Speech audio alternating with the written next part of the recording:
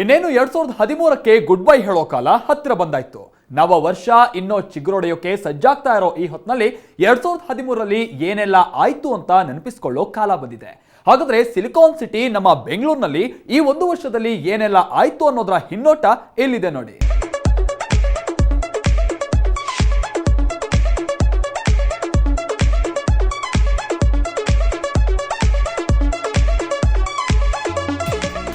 ಎರಡ್ 2012 ಕಳೆದು ಎಲ್ಲರಿಗೂ 2013 ಸ್ವಾಗತಿಸೋ ಸಂಭ್ರಮ. ಅದರಲ್ಲೂ ಸಿಲಿಕಾನ್ ಸಿಟಿ ಮಂದಿಗೆ ಹೊಸ ವರ್ಷದ ಆಚರಣೆಯೇ ಒಂದು ವಿಶೇಷ ಹಬ್ಬ. ಈ ವರ್ಷ ಅಂದ್ರೆ 2013ರ ಪ್ರಾರಂಭದಲ್ಲಿ ಬೆಂಗಳೂರಿನ ತುಂಬಾ ಸಂತಸಗಳೇ ತುಂಬಿತ್ತು. ಹಳೆಯದನ್ನ ಮರೆತು ನವ್ಯದ ಹೊಸತನಕ್ಕೆ ಮೈಯೊಡ್ಡಿದ್ದ ಬೆಂಗಳೂರು ಜನ ಹೊಸ ವರ್ಷವನ್ನ ಭಾರಿ ಸಂಭ್ರಮದಿಂದಲೇ ಬರಮಾಡಿಕೊಂಡ್ರು.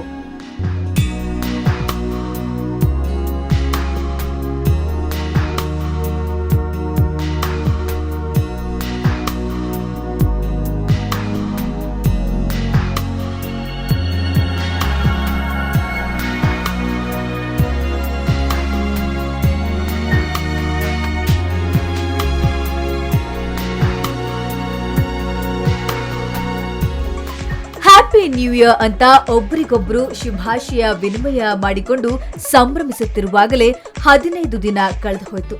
ಇನ್ನು ಹೊಸ ವರ್ಷದ ಮೊದಲ ಹಬ್ಬ ಸಂಕ್ರಾಂತಿ ಬಂತು. ಎಳ್ಳು ಬೆಲ್ಲ ಬೀರಿದ ಐಟಿ ಸಿಟಿ ಮಂದಿ ಅನಂತರ ತಮ್ಮ ಕೆಲಸಗಳಲ್ಲೇ ಬ್ಯುಸಿಯಾದ್ರು.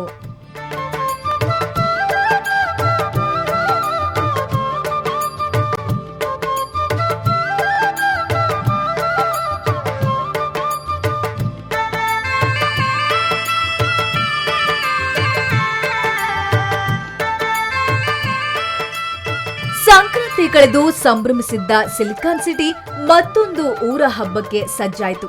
ಅದು ಬೆಂಗಳೂರು ಕರಗ. ಬೆಂಗಳೂರಿನ ಊರ ಹಬ್ಬ ಎಂದೇ ಕರೆಸಿಕೊಳ್ಳೋ ಕರಗ ಈ ಬಾರಿ ಸುಸೂತ್ರವಾಗಿ ನಡೆಯಿತು. ಲಕ್ಷಾಂತರ ಮಂದಿ ಕರಗದಲ್ಲಿ ಪಾಲ್ಗೊಂಡ್ರು.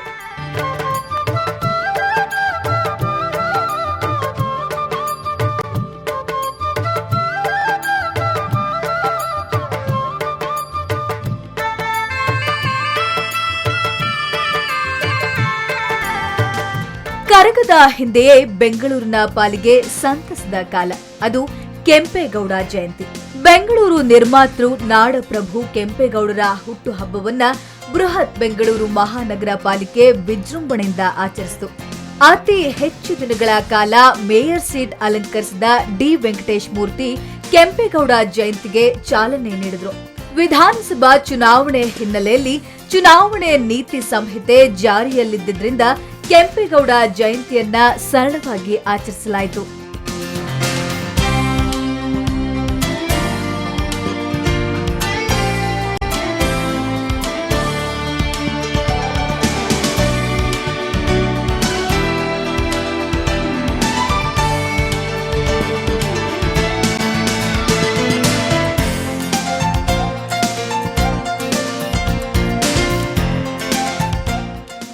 ಕರಗ ಮುಗಿಸಿದ ಬೆಂಗಳೂರಿಗೆ ಮತ್ತೆ ಹರ್ಷದ ಸಮಯ. ಯಾಕಂದ್ರೆ ಬೆಂಗಳೂರಿನ ಲಾಲ್ಬಾಗ್ನಲ್ಲಿ ಪುಷ್ಪ ಪ್ರದರ್ಶನ ಶುರುವಾಯಿತು.